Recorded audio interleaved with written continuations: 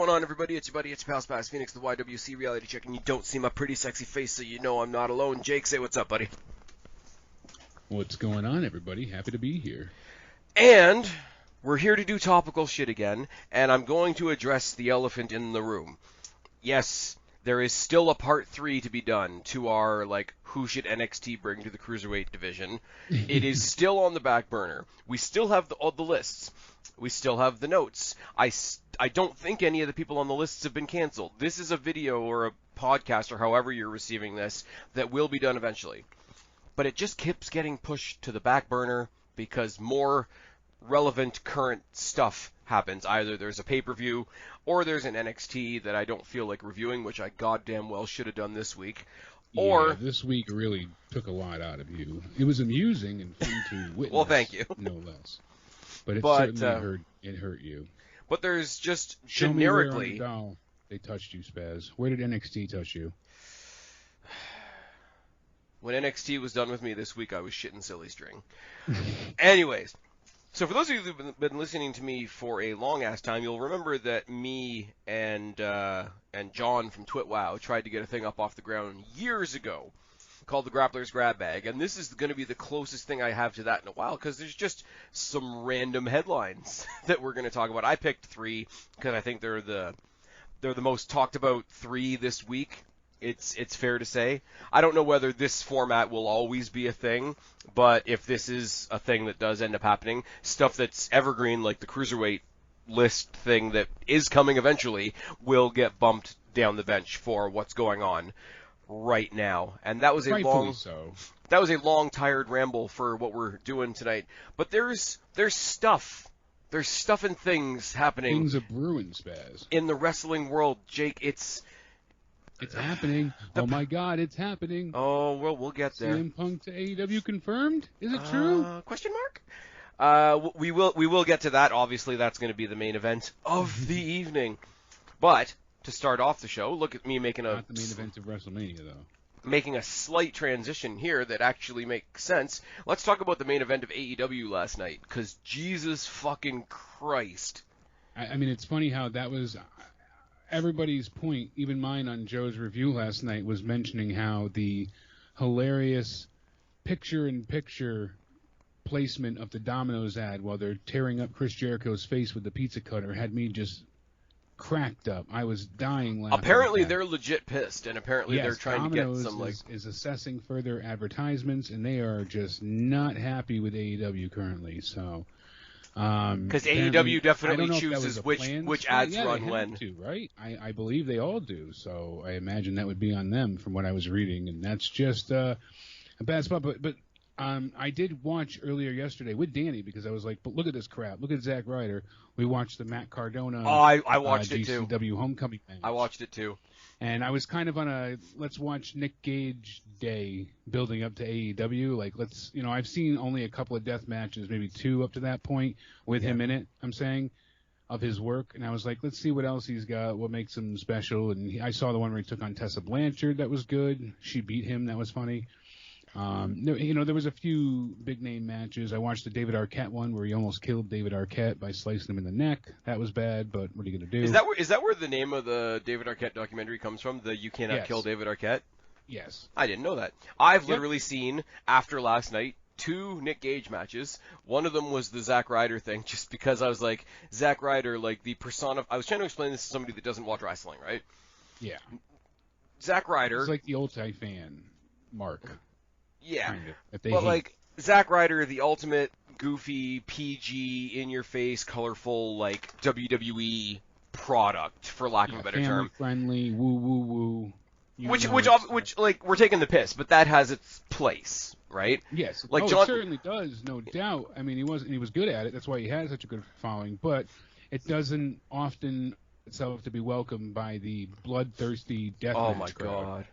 Yeah, but also the fact that like fans were trying to get at him, like even leaving the arena. Like I get here's where I get real. Yeah, he's got that old school 1975. Heel in the territory days. He's got so much heat for winning the belt that people are attacking him. And see, here's the thing, and here's where it's hard, and here's where Chelsea. Here's where here's where Spaz attempts to be an adult for a second and everybody gets scared, right?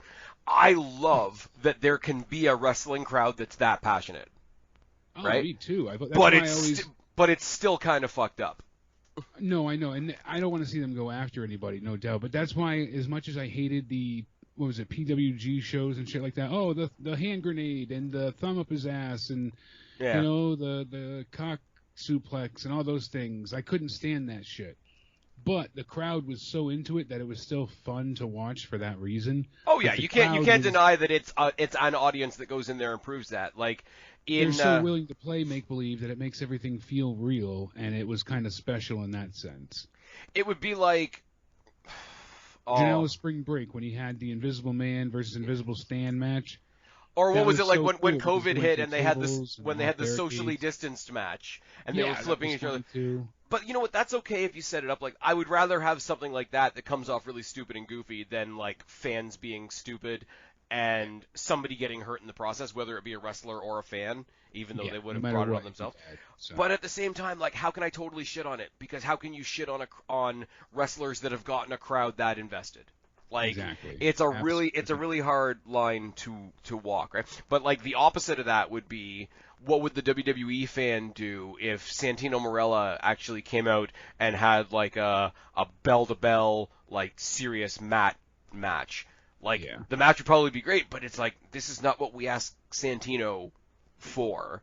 And maybe he's a little bit higher up on the echelon, but Zack Ryder is like that. So to see him play like the biggest fish out of water I've ever seen in that match was bizarre. And as you say, it's not a great job at it. I mean, he played the ultimate smart heel and threw himself into it, right? Oh yeah. Like every note they hit in that match, the pane of glass, the light tubes, the pizza cutter, the pile driver, the choke driver, whatever they call it, the choke slam under the knee, choke breaker, that's what it is. Jesus, I couldn't think of it. The fan interaction, the pizza cutter to each ring corner, all of that stuff happened in both matches. I mean, literally, the Nick Gage match was literally like written in paint by numbers kind of idea, and that was kind of cool that AEW treated him like this big deal. They gave him the huge announcement. They kind of I think it was very important for whom the bell tolls. Like I'm pretty sure I think you guys said this the other night, but I'm pretty sure Jericho at some point said, let's let this guy do his thing. Or I'm sure he at least had a say in it, right? But it's very... I was worried he was going to go off on his own, because that's what he's known for, at least. I mean, not as bad as, what's his name? He just passed away recently. Oh, my God, I can't think of it. New Jack, Jesus. That's a sin. I can't remember his name. But he would still, I will say the tribute that Paul Heyman managed to squeeze in on Talking Smack to New Jack was pretty good. About the gangsters? Yeah, that was great. Just like, there's not much I can show you in a New Jack tribute because none of it's family friendly. And then he just went on to say his piece. And I thought, like, for a situation where they could have said, no, you can't say anything, like, that's going to make us look bad. Like, he basically got to wedge it in on Talking Smack, but he still got to do it. And I thought that was cool. But I think about how great New Jack was. That's why Nick Gage has the ability to be the boogeyman that is the New Jack, Yeah. Like, and see, this is where I feel left out because I never really watched ECW. Like I knew when you could look at certain wrestlers when they came to WWE and look at them and be like, yeah, they probably came from ECW. Like you could look at a Taz, you could look at a Tajiri, Benoit, RVD, like. And you could, like, they're all completely different characters, but you could all lump them together in your head and like, yeah, I bet, even if I didn't know, like, I bet they spent some time in ECW. Like, there was just a different feel to them. Feeling and But that's where I come to the point where, and it's what WWE almost never does. It was so important. I'm giving AEW immense credit here, not just because I'm pissed off at NXT this week, but it was so important that they let this guy that's known for doing this do his match. Yeah, let him be. And this is coming from me who doesn't know hardly anything. This is coming from me who doesn't hardly know anything about the guy, but this is definitely, like, this isn't a Jericho match. No. For sure. I mean, I'm sure Jericho can have a match like this, obviously, but it's not his thing. Like, when we did and I'm going to plug this because it's become relevant again, but we did that video a little while ago on people we'd like Daniel Bryan to face now that he's not in WWE. And I said Sami Callihan, because it would take Bryan like out of his element because that's Callahan's element, and it would probably be more Callahan's hardcore match. But I think it's so important and so, I guess the word is special in a way, that they let him on a mainstream like televised wrestling show and still let him do a match that was almost the complete opposite of that. It's not my kind of match. Well, that's my personally. point. It's not mine either. I'm not big into death matches, but they let him do every note that they hit at the Cardona match on GCW on AEW primetime TV. That's my point. Yeah. So that's crazy. They went and had a full-on death match, and they might even lose a sponsor because of it. So how can anybody argue with that? I mean, that's they let you incredible. feel like it wasn't a big show for a second too, like, because matches like that, even when Mox and Omega were doing it, right?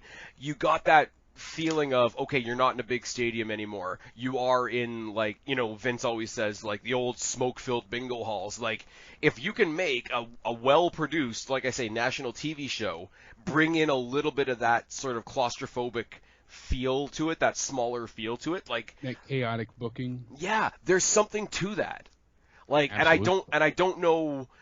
I'm not articulating what I mean very well, which isn't great for audio, but no, there's something to that, and there's something to Tony Khan going to bat with the network ahead of time and saying, look, this is what we're doing.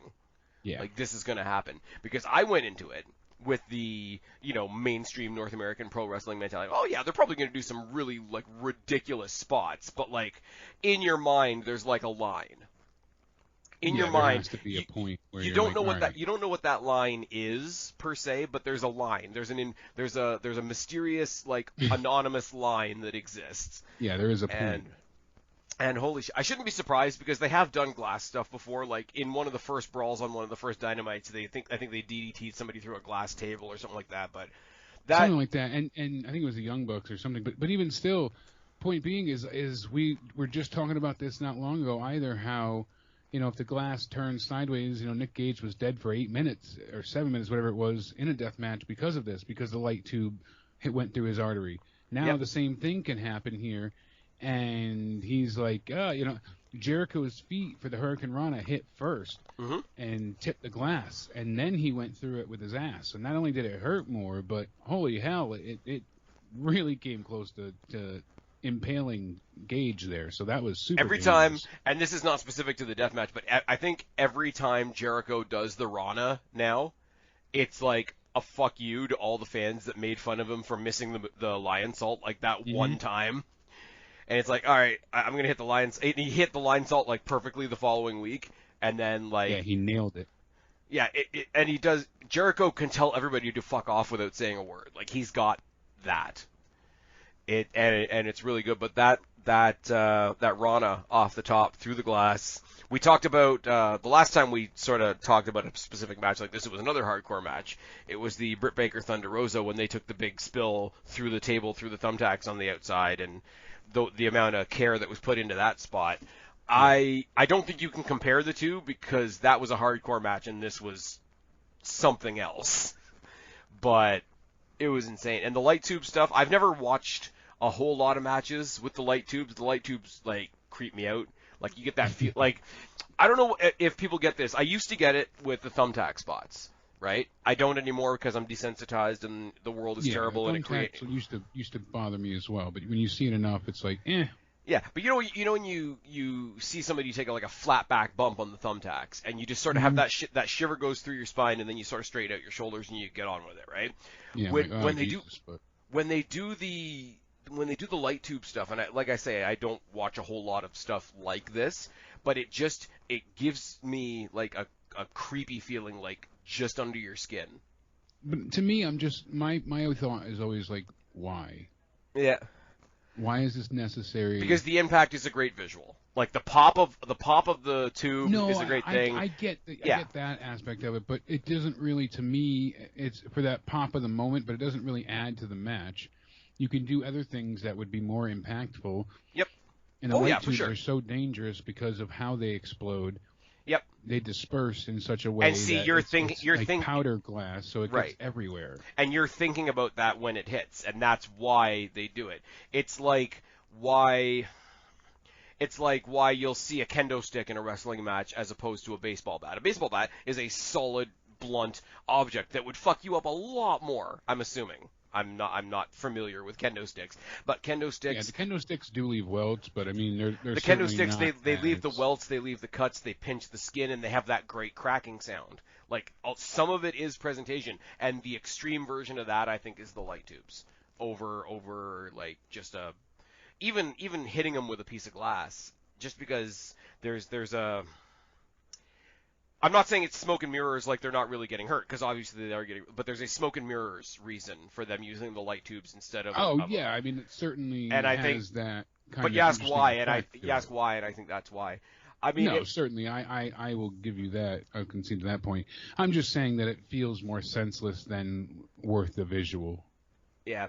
The only thing I will say, right, and this is not a criticism, this is just me and how I watch stuff, right? The only thing about this match that didn't work for me is that you knew what the ending was going to be, or you knew what the result was going to be at the very least, because this is an ongoing story with thing. He's 3 steps away from MJF. Like, the story is going to be he's going to meet all the steps, but like. I don't know if he'll beat MJF either, so that's kind of a interesting. Well, that's the thing. Like, if Jericho's going to lose, and there's a big part of me that thinks he should, because he's going to go on tour eventually, and MJF's going to be the one that's here. I don't want to make this. I don't want to make the CM Punk argument, but MJF could be like, well, he's going on tour soon, and I'm going to lose and still be here. Then what do I do? Yeah, exactly. So I do think he's going to make it through all the trials and falter at the finish line, and I don't mind that story. I don't mind it either. That's why I said sometimes being predictable is okay, depending on how they present it. And with this, it didn't mind me that we knew Jericho was going to win. Didn't bother me, is what I'm saying, because lo and behold, we don't know who his next challenge or what it's going to be. And he's like, not only do you have to hit an aerial move, but it's going to be against. Hoovy. And they took a 1-second comment that they threw out over a year ago, almost 2 years ago, actually. Yeah. About Hoovy, and they just let that fly, and that I thought was amazing booking. To have the foresight to know hey, we did mention him, even if they just had him in mind. I do think it's hysterical though that there are AEW fans out there like, yeah, 2 years ago they knew they were going to do this, so they planted that seed back then. I'm like, no, they didn't. No, they didn't. Found a way to connect this. We know that. Yeah, no, they did after the fact, right? Which is fine, and that's how you need to tell a story both ways. That's good storytelling, and that exactly. shows continuity, and that's one thing that WWE But you can tell you can tell a two-direction story, one step looking backward, one step looking forward, without pretending that Tony Khan is Nostradamus and 2 years ago he knew he could get Hoovy in there. Yeah, exactly. And it was going to be for this match specifically, and all these things were happening. And kiss my ass. I hate when the fans do that stupid shit. And it's one of those things. It's I'm sorry, but it's like people that protest or advocate for stuff and whatever, where they have a cause that you could get behind if they didn't go one step too far. Like I'm here. It would be so mind-numbingly painful if they didn't ram it down your throat and act a little too crazy, because some of these things you're like, that makes a good deal of sense. I can get behind what you're saying, but you telling them to rip their arm off and shove up their ass, well, I just that's where I get off the train. But it's one of those things where, I sort of wear it as a badge of honor now because I find it hilarious. But, big bad Spaz who's, paid off by Triple H. And trust me, if I was being paid off by Triple H, I'd be living life a lot differently. Yeah, I mean, for one thing, I would have flown my private Jeff Bezos cock rocket down to the States and met you and Joe by now. Exactly. I would have killed you for all the life insurance. For sure. There's a big package. And there's my life. A lot to be happening. And of course, it wouldn't actually kill you. We'd fake your death. But still. It's true. No, but see, here's the thing. I've got a really big package. And I've got a life insurance policy. Oh, that was really lame. But no, my point is, here's me, big, super, except for this week because this week they sucked, super biased NXT guy, and I'm sitting here and I'm trying to give AEW credit, and I'm like, AEW fans, just do me the favor of not lying to my face. Yeah, just listen and, accept the good with the good and the bad with the bad. Now, I want to get your opinion on one thing, though, because this is something I stirred up on Twitter as well. There are people out there, and I can see it to a certain degree, but again, I don't agree, that are saying, like, this was an absolute, like, gory, monstrous spectacle, and, next week he's just got to have a match with Hoovy, and he has to hit a top rope move. And there's people that think it's a step down, a step down in intensity. My take on it is, like, you have to connect one to the other. Like, he just told him after, like, getting completely cut open and torn apart, you have to take your presently mutilated corpse and do some high flyer shit. Yeah, now you have to win with aerial maneuvers. Guess what? Your 50-year-old plus ass needs to become a cruiserweight again against your oldest rival. Yeah. Enjoy. And P.S. It's like, you've got 1 week to recover from, like, almost dying. Yeah. I will say... How much blood, The expression on Jericho's face, right? Because obviously MJF incredible sell job, yeah. MJF was paying homage with the promo that he cut afterwards. He sort of started it off a bit like the pipe bomb because they're teasing Punk super hard, right? Yeah. But Jericho, the look on Jericho's face, like he wasn't frustrated and he wasn't. I didn't even catch that at first either. Yeah, I didn't. I mean, I think it's a bit of a stretch. I don't think so much. I bet you it was intentional because when I watched it back, I bet it was intentional, but like it's a stretch to how effective it was because like we're not. Oh, but that's the point of MJF and what he does. He always trolls in the easiest but slightest way possible. But like if you see the look on Jericho's face, it's like he's not celebrating his win. He's not really even like expressing how much pain he's in or like his frustration or his like worrying about next week. He had, after the match was over, on his face was like all the fear that he would have had in the match if he wasn't jazzed up and adrenalined up and in the match. Like in that moment, he's reflecting back on everything that he's just done to himself. And the look on his face was fear. And I thought that was like, you so can't, well done. Like, okay, wrestlers are actors to a certain degree, and some of them sell better than others, but you can't teach somebody how to do that. No, that has to be practiced, and you can tell them how to adapt it to make it look more believable or something, sure. Yeah, you can give somebody tips, you can help them, like, grow that talent, but, I mean, you can't just implant that in them. Like, somebody can take promo classes and get better at cutting promos and get better at like freestyling or doing improv and stuff like that. Like that can be worked on. Emoting genuine fear out of your face, especially fear for something that is now in the past. Like you're not scared of something in front of you, you're scared of something that just happened to you. Yeah. Like you're taking like body inventory of like how many body parts do I have left. Like it was not the whole match, but that one moment at the end was somebody that had just escaped Freddy Krueger, Jason Voorhees, Michael Myers. Yeah, that's how it felt. Like the like you said, treating him like the new boogeyman, but like he wasn't the boogeyman in the match. He was just a guy that was like fucking him up in the match. After the fact, looking back on it, he was the boogeyman, and I thought like that's what I meant by it. I'm glad you were able to dissect that. What can Jericho not do? Like, and I know that I'm biased. was the thing, too, that Nick had said, I've survived it all. What are you going to try and do to me that I haven't done before? I've died for this. I was going to say, after everything, like, I'm not going to nitpick them for this, but after they gotta bring out the wood chipper, Spaz. It's true. But, like, I'm not going to nitpick them for this, but I will say I laughed a little bit when, after everything they did to themselves, what ended it was the Judas effect. Like, I'm not laughing at them in a bad way, but it's still kind of funny. But that was the most pro wrestling match.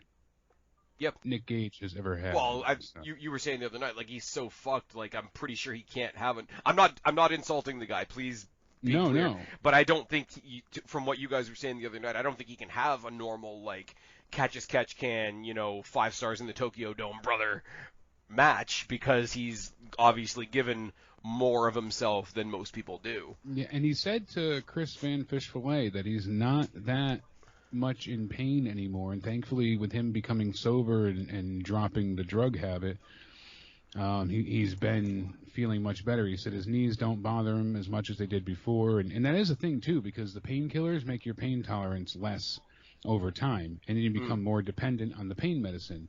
So instead of keeping the pain away, it makes you more susceptible to pain while also using that to mask the pain, if that makes sense. So. See, guys, this is why you get a co-host like Jake, because I didn't know any of that shit. As I say, I've literally seen. I dealt with it myself. I've literally seen 2 matches of his.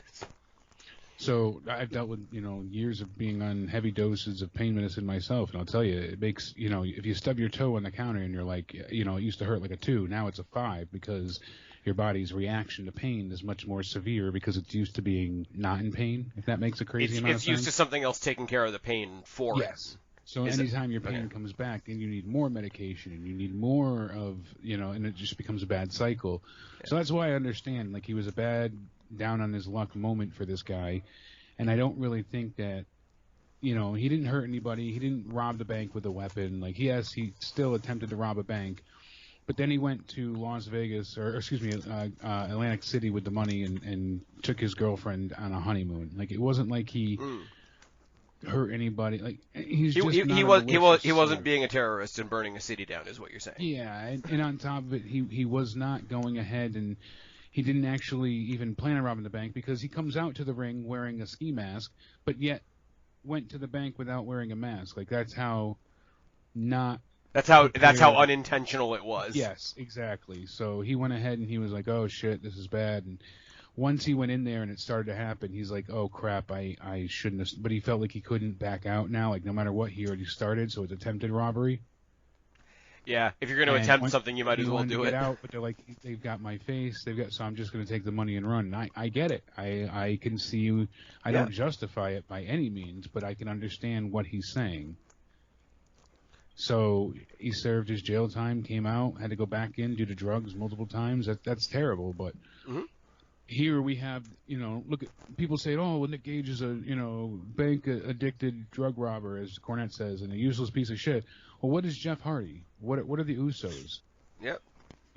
They're you're looking at, there's some people in WWE that have, wife beating charges and where I would say, and I'm not going to turn this into a debate against criminal justice, because this is not the forum for that. Where somebody like that becomes a piece of shit is where they shake it off, they sober up the next day, and then come out and defend what they did. Exactly. Nick has never really done that. Like he said, I'm a piece of shit and I know it, but I want better for you guys, and I do this for the fans. And same thing with Hardys, right? Like, we don't really get much of a statement from the Usos, but like we've seen when they've given, both TNA and WWE have given Jeff Hardy like brief opportunities to sort of say his piece, like within, I'm sure, parameters that they've set. But like, the Dark Side of the Ring gave Nick that chance, and that's why I was shocked, because like I said, I've only seen 2 or 3 matches. The one with obviously Tack Jack, whatever, Thumbtack Jack, the one where he got killed, and another one from Tournament of Death when he won, and that was it.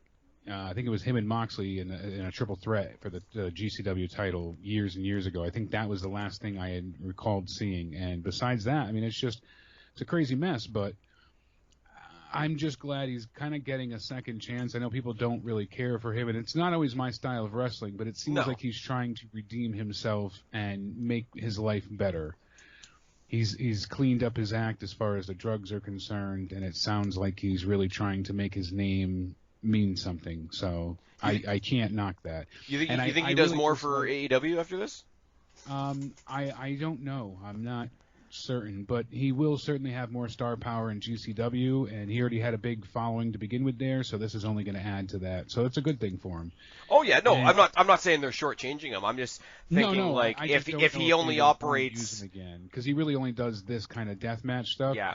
So unless they bring him back once every 6 months as that type of like, here comes the Punisher, you really fucked up kind of thing. Like, MJF uses him as like whoever he's rivaling with next. Oh, you thought I was going to punish you? Well, I'm going to feed you to the wolves first, kind of idea. You know what it is? I know AEW doesn't want to go like the general manager route because it's such a cliche at this point. Yeah. But can you imagine if it was Tony Khan himself, or if he appointed like a GM or whatever, and this is the enforcer? Yeah. Like it's gone. I was gonna say it's gone now because it only lasted a couple of weeks. But the whole William Regal Samoa Joe thing. Can you imagine if AEW's answer to that was Nick Gage? Yeah. And he just sort of like gets let off the leash when they're about to go to. Oh, it's conveniently it happens to be a pay-per-view where we don't have to worry about the TV so much. I just got bent out of shape with the fans giving him such unfair treatment. Like, if you don't like death matches, that's fine. Yeah. I don't mind the criticism in that sense. But being like, oh, this guy's a piece of shit and shouldn't be on TV. Well, that you're saying, like, a non-violent criminal shouldn't be on TV. But what about when people were cheering for, the guy that came out with the staple gun? Oh, I always forget his name. But yeah, still, I know who you're talking. Yeah. Oh, he got fired. He was a hardcore wrestler. That's gonna bug me now. Yeah, but still, he came in with Penelope Ford. Yep.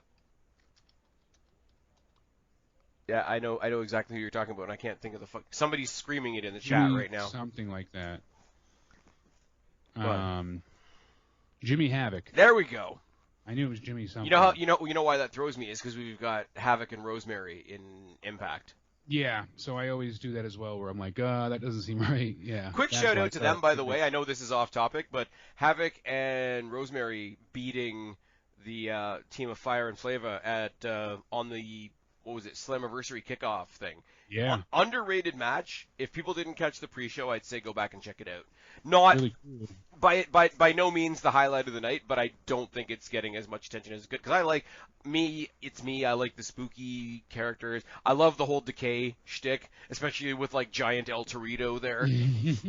But yeah, no, randomly out of nowhere, not attached to this topic at all. But go check out that tag match. It's really good. It is indeed. We should get to our next topic. I was just surprised by the AEW fans because usually they're, I don't want to say SJWs, but they are more lenient and forgiving. They're more the ones that are going to be telling other people to give something a shot. Here's what I will say, right? Other than this type of match not being my thing, and hey, if it's not my thing, I have the choice. I can click it off and do something else. Yeah. Simple as, right? But they were just hating on him. Where it concerns me, though, and this is me sort of like protecting wrestling, if you want to call it that, a match like this is ammunition for people that say wrestling is bad to go out to like neutral people and be like, look, see, I told you wrestling was bad. And it goes with no context, with no nuance, with no nothing, but somebody that doesn't really know, like you got me, a wrestling fan, somebody else who's against wrestling, and they're talking to a third person that doesn't know anything about wrestling, they're going to take this and be like, look how terrible this is. This is what they do all the time. Yeah. So I do worry that a match like this puts ammunition in the guns of people like that, but that is not their fault. And that's not anything that should be held against the match itself. It's an outside concern, if that makes sense. No, it makes perfect sense. But yeah, I for something that's not totally up my street, but again, I'm a huge mark for Jericho. I think Jericho is bigger than AEW. Like, he certainly has that. He's the biggest star they have right now, still. So, like we always say, and it's and these comparisons always come off as cheesy because my comparisons are usually going to be WWE, right? When The Rock comes back for WrestleMania next year or whatever, I'm sorry, The Rock is bigger than WrestleMania. He's more mainstream, he's more accepted, he's more well-known. People give a shit more about The Rock than they do about WrestleMania. Sad as that is. Yeah. But he's bigger than the show. He's bigger than the roster and all that. And in a non-arrogant way, in the most positive way that I could say, I feel Jericho is bigger than the company. And just under him, the next person that's going to be on sort of that plateau, I think, is going to be Moxley. But right now, it's Jericho and everybody else. Yeah, and I mean, we heard, we'll get into that after with CM Punk, but some of the stars he wants to work with. So. Oh yeah, for sure. Well, we're saving the main event for the main event, but like a wrestling show, we're gonna keep putting little hints in there, so you guys stay tuned in. Oh, this is gonna be a minefield as well, and how ironic because it's happening in Saudi Arabia. Allegedly, but it seems like that's been kind of already finalized in WWE's mind. Sadly. I have so many mixed feelings on what we're about to talk about. Some of them are great, and some of them are probably going to get me called sexist. The Queen of the Ring is finally happening in WWE, Jake. Now, before we get to the next part, I was going to say, what do you think of them just having a Queen of the Ring? We've said this for ages. Like, I wish Charlotte could have won something like this because they could already call her the Queen, make it official, and get her out of the title picture. Give her that to do. I think that's even a better idea than what we get most times. But this just, knowing that it's going to Saudi and being in front of that audience, then they're going to have somebody that's mainstream appeal and has, like last time the match was with Natty and, what's her name? We're not good with names tonight. I'm not. I'm telling you. Lacey Evans. Lacey Evans, Southern Pride, yeah.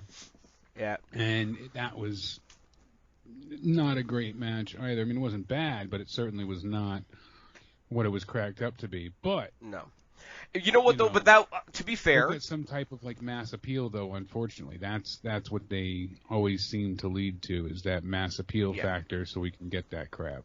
I will say though, for the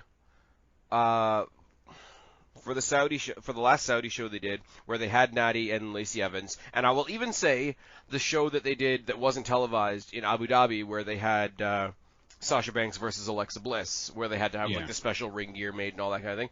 I don't think whether or not that match was good matters, and I'm not hopping on the big feminist train here because you guys know I don't do that type of thing, but like that really was the moment more than the match. And you know what? Yeah, are we particularly invested in Natalya or Lacey Evans? Not really. But, like, they were genuinely proud to be in it. It was a genuine, like, step in the right direction for a part of the world that probably needs it. Oh, absolutely. But my fear is that they're going to require, the Saudi government is going to require, yet again, since they can't have Yokozuna and, things that they want you to go ahead and be like, oh, I know this name, so who has the widest appeal? A Natalya, that's what we're getting. You're probably going to get Charlotte and somebody. That's the thing. And, which is, and maybe but you know what? That's not undeserved either, though, because like you might say it's cliche, and I'll agree with you, but that's not undeserved because whether you like Charlotte or not, she is one of the best women on that in that division. Oh yeah. Oh, absolutely. Like put her in there with like. Everybody always is going to lean the other way. Well, everybody has their best matches with Sasha Banks. First of all, that's not true. But second of all, Sasha Banks' best matches were with Charlotte. So, and I'm not even saying that they had. I'm not even saying that they had a great NXT. Feud. It was Bayley, but yeah, you know what? Honestly, if she was still the Bayley that we knew in NXT, I would almost guarantee you Charlotte versus Bayley. But they didn't turn her into, then she was the underdog in NXT. Main roster, she was that plucky, happy to be here, I love Macho Man fan. Yeah. Because, I'm sorry, like, as much as I would love to see it, they're not going to experiment with a gimmick like Alexa Bliss right now in Saudi Arabia. They sent Aleister Black home because they didn't like his tattoos. Like, fuck me. Now, that was because there was a specific image that was offensive to them or whatever that I'm not familiar with, so I shouldn't just totally toss that off. But here's my point, right?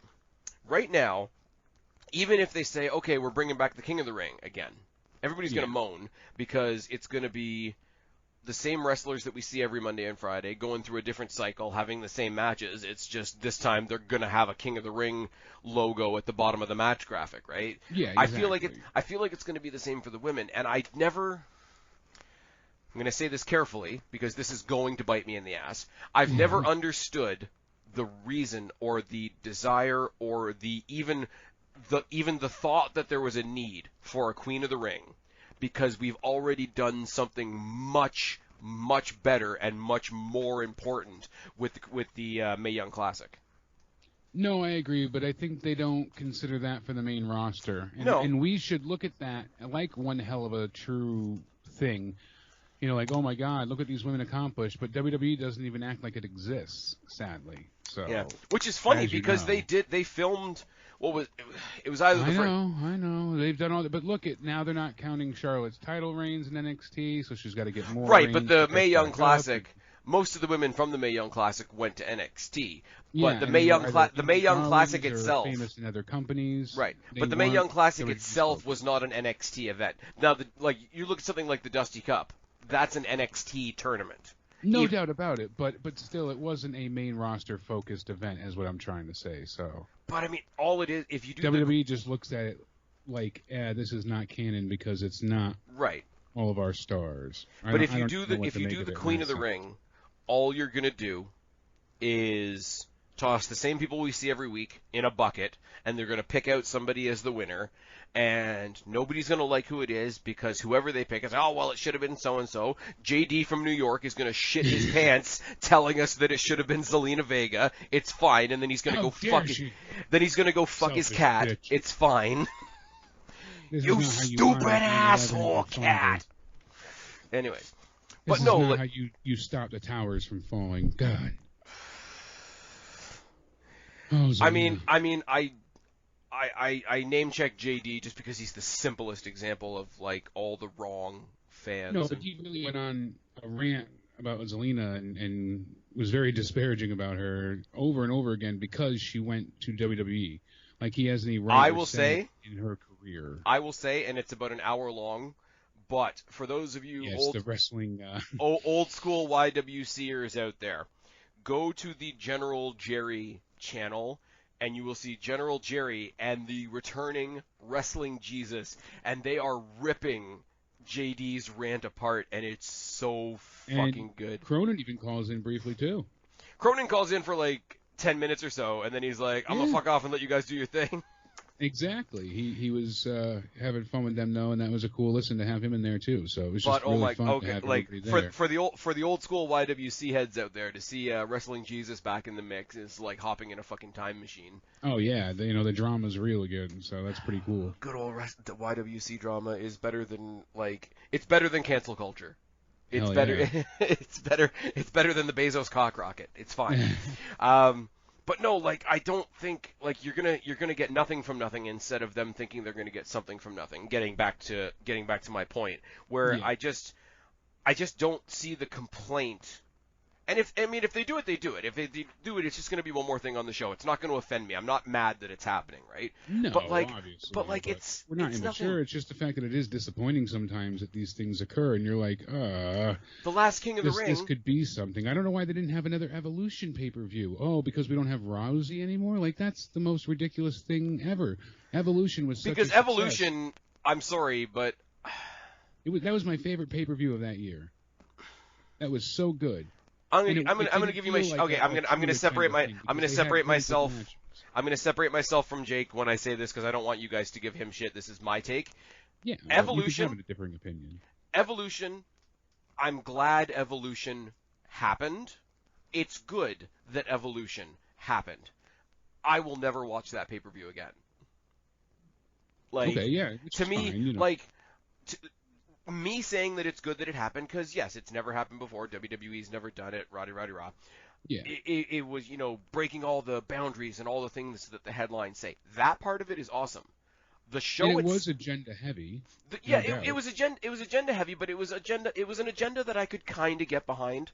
It was like, okay, if you come to me and say, well, there's never been an all-women's pay-per-view, I'll be like, all right, well, yes, there's never been an all-women's pay-per-view. Now you've had one. Cool. Awesome. I'm not fighting it. Whatever. And there had been before, but not with WWE, so that was really the kicker. We're gonna get the all-girl Avengers soon. It's fine. Yeah. Done all female. But the thing that pissed me off about Evolution and sort of put me off the show a little bit was this idea, and it's kind of like when Black Panther came out. It's kind of like when Wonder Woman came out. It's like, well, yeah, it's good that it happens, therefore you can't criticize it. And I'm like, I'm sorry, a lot of the matches were okay. There was supposed to be a women's UK title match on there that got bumped or something like that, and then there was some other multi-person stuff. And like I say, the women. Sorry, I shouldn't be derogatory. The women were happy to have it. It was a celebration. Excuse me. What? I never thought that was rude, saying girls, and I don't think that's but some people do, so I got to cover my ass. But I mean, I get it. I get the accomplishment. I get the celebratory nature of the show. But brass tacks as a wrestling show, to me, it was middle of the road. And that doesn't take... I could see your point. See, I really enjoyed it from top to bottom. I liked the matches. I had fun with the stories. So I didn't have great expectations at that point, and they wowed me with what I got. Yeah. So for me, it was like, hey, this was fun. But the thing is, the fact that I thought it was a middling show doesn't mean that I'm not glad that it happened. Is where you get into this division where it's like we just said in the last thing, the deathmatch thing isn't really either of our tastes, but we're not saying it shouldn't happen. Yeah. But you have to be able to to my point, the frustration these days is you can't separate out those 2 points. It's like, well, this broke through and this was this, therefore you have to like it. Yeah. Exactly. And I hate to say this now with Chadwick Boseman unfortunately passing away the way he did, but all the conversation before, during, and after Black Panther was exhausting, which was really unfortunate because I loved that movie.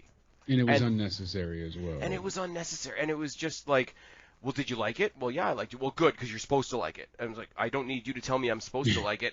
I liked it. Yeah, exactly. It's just one of those things. And you're not going to get away from the identity politics, which is, it's a thing, right? I know, I get it. And unfortunately, that whole conversation, again, is shrouded over because the guy passed away, which is terrible. And by all accounts, he was like a super guy, and that's what we should be focused on. But no, we're focused on you have to like this. And Evolution was the same way, and Queen of the Ring is the same way, where it's like I would much rather have. Personally, yes, because I do watch the stuff on the network, because I do watch NXT and I do watch all the other stuff like that. I would much rather have something like the Mae Young Classic, which teaches us new things about new people and gives a platform to people that haven't had a platform before, because that's a real breakthrough.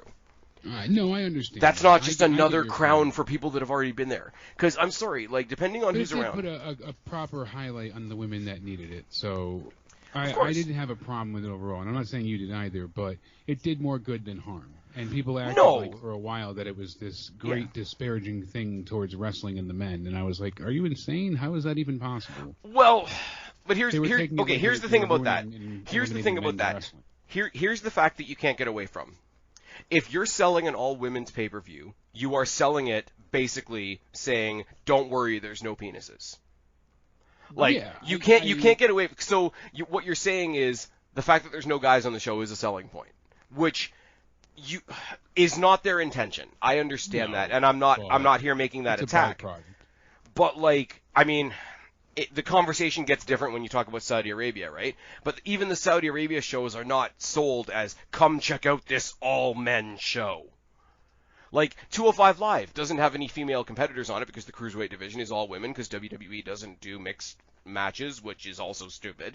But nobody's advertising 205 Live as come check out this all male show. Like, you know what I mean? Like it's not they're not going out there to be offensive. I get it. But no, because there just never was an all women show before. It's true. No, and I understand that. Show many a time. So that was the discrepancy there, but yeah.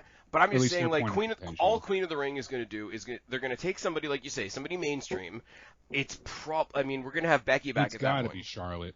It's going to be Charlotte, but like the last four, she'll probably come down to her and Becky, or they'll do something big. If I was willing to bet, actually that's not true because Bayley's going to be injured for like 9 months, which sucks. That's the thing, I know. If Bayley wasn't injured, I think WWE would have gone into their bag of tricks from a couple of years ago where they said, okay, there's the 4 horsewomen and there's everybody else, and the final 4 of the tournament would have been the 4 horsewomen.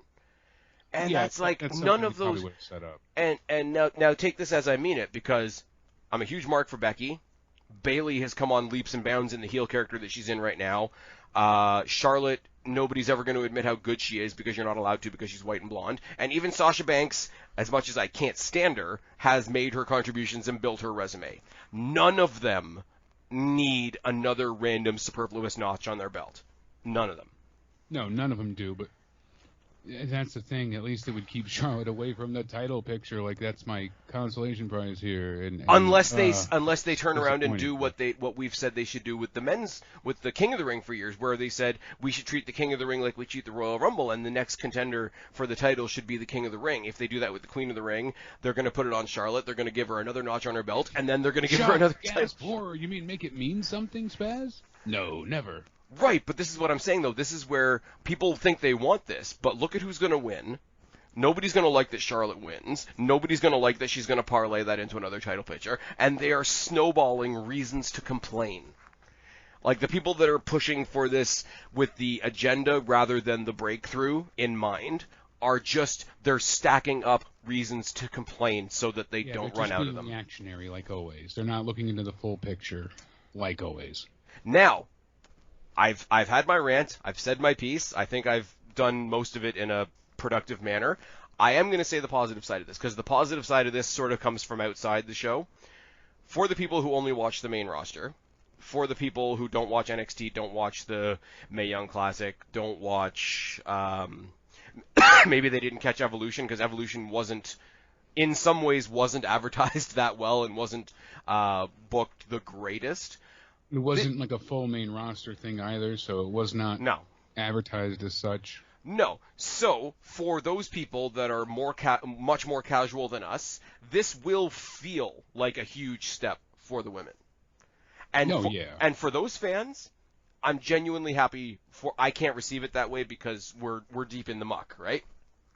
For No, those fans, yeah. for those fans that are on the surface and are able to experience that as a genuine sort of breakthrough thing and a genuine focus on what they want to focus on, I will stand back at a distance and be happy for them. I have no problem with that. It's the same as, like, you know, I don't like Cameron Grimes, but some people do, so I guess I'm happy for them, even though he's sad golf caddy man right now. Yeah. Now take that to the next level. They've already broken the mold in Saudi Arabia, but now they're fighting for a prize for the first time in Saudi Arabia. In that part of the world, I'm willing to go with that is a huge breakthrough. So those girls, those young women and girls in that part of the world that have never really had, you know, they've had Natty and Lacey Evans fighting just to say, hey, we can have a fight here too. Now Charlotte versus whoever her victim is, let's be real, are going to fight at the Saudi Arabia show, and it's going to be for something. So not only can you fight, even if you're in Saudi Arabia, but you can fight for a prize, and that's a step up. I can be happy for that too, right? Yeah. I can appreciate that. I can be happy for those fans, but that is very much me looking at it from a distance, taking like the wider scope. But when I'm watching it on the night, when it comes up on Friday, when it comes up on Monday, I'm not going to lie and pretend that I care. Yeah, that's the thing. And That's that was the thing thing that I had a hard time with the other day with the Charlotte match and Nikki ASH and my ASS and all of these things. I just couldn't get into it because no matter what, Charlotte is a great wrestler and a great competitor, but I don't have the desire to care about her at all. I just can't.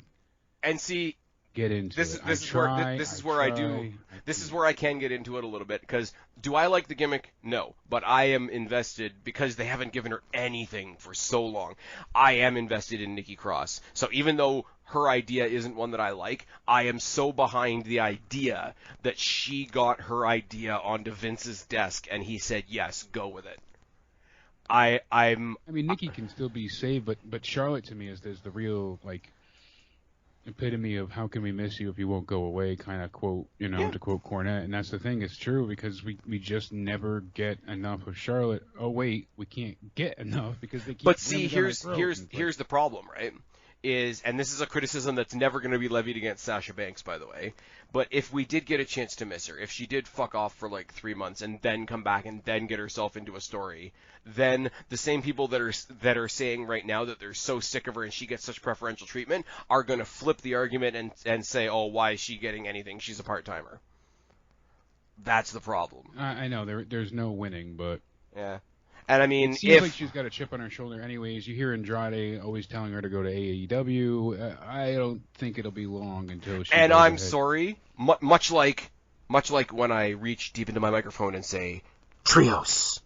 All the people that hate Charlotte right now are claim to hate Charlotte right now would be ripping their cocks off if Ashley Flair showed up in TNA, AEW. If you get that graphic, you know, Ashley Flair is all elite, they're going to even somebody. She's the best wrestler in the world. How could you not love her? Yeah, that's what I'm saying. The praise changes, which is why I was surprised about the Nick Gage thing.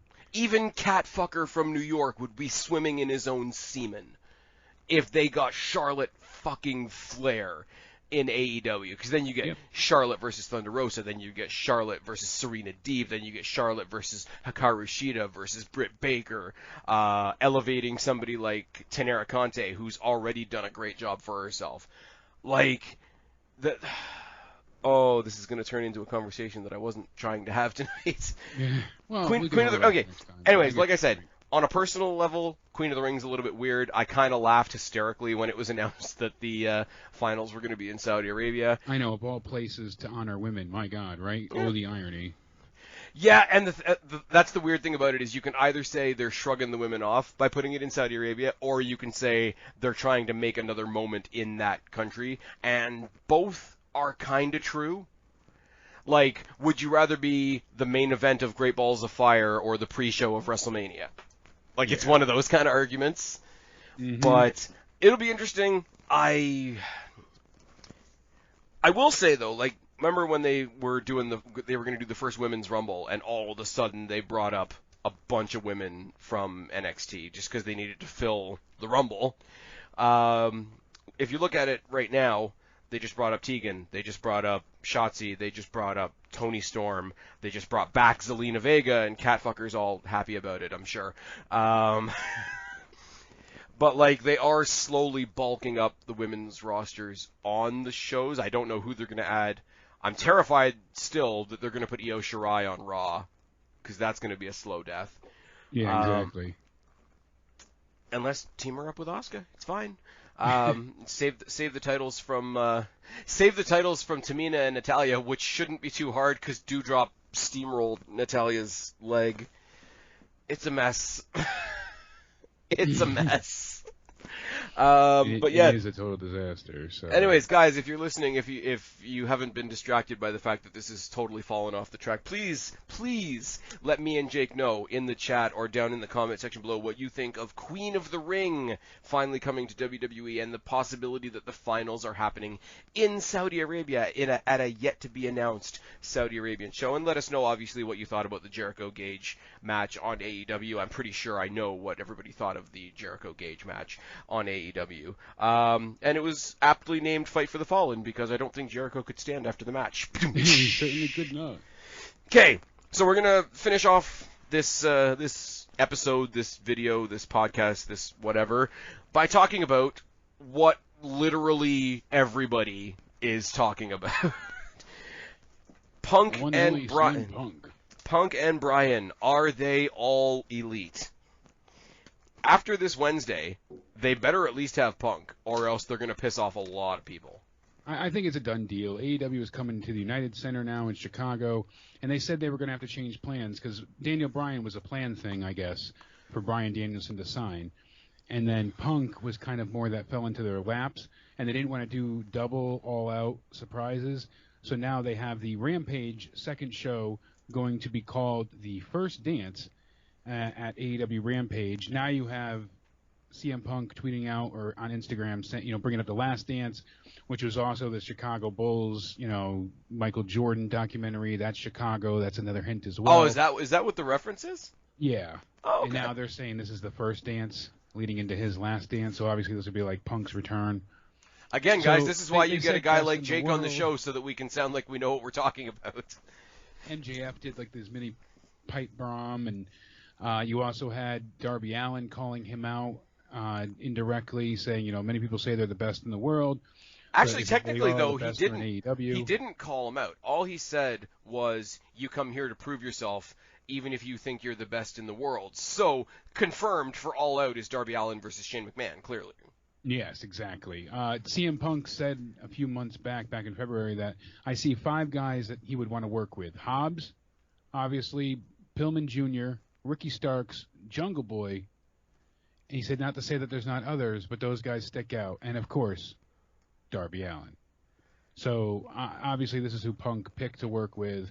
And, that... Oh, this is who Punk picked to work with? Yeah, this is who Punk wanted I was about to say, because we did our video on who Bryan should face, and that's, I think we talked about Jungle Boy, I think we talked about Darby Allin. I don't think any of us said Hobbs. Hobbs is an interesting show. No, but I like Starks and I like Pillman Jr., so that's another good choice as well. Yeah. No doubt.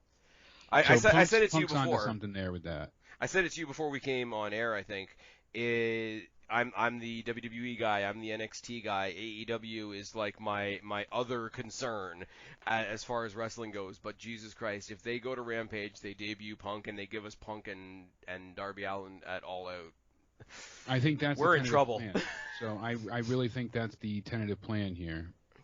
There is an unusual amount of people that are pushing for them to get the tag titles. Really? I'm sure that could happen in some way, shape, or form, way down the road. But I made the joke, right? When all the rumors were circling around that Punk was coming back and that, we were going to hear more about Bryan soon, I made the joke that, what's it called, MSK was going to come out at SummerSlam and issue an open challenge, and it was going to be answered by Punk and Bryan. Yeah. Because I think that would be fucking great.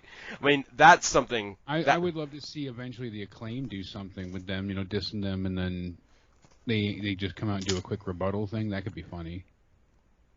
I like those Right, guys. but so. do you, not so much Bryan, but do you want to put a mic in anybody's hand across from CM Punk? That's the point. Because So he's everybody. been ruminate, like, think about it, he's been marinating and ruminating on what he could possibly do in that ring and on that mic for 7 years now. While people have been talking him up, while people have been shitting on him for not coming back, while people have been shitting on him saying they're glad he never came back, like, for all the right reasons, and I don't blame him, but he's got a lot to vent if he chooses to, and we know that he can use that productively. Yeah, and then Daniel Bryan had said, I'll forever call him that now. I used to call him Bryan Danielson, then I had to learn to say Daniel Bryan. I always got yelled at for saying the reverse then. Now I'm not going to be able to switch it. Oh, well. Your new AEW Tag Team Champions, Bryan and Phil.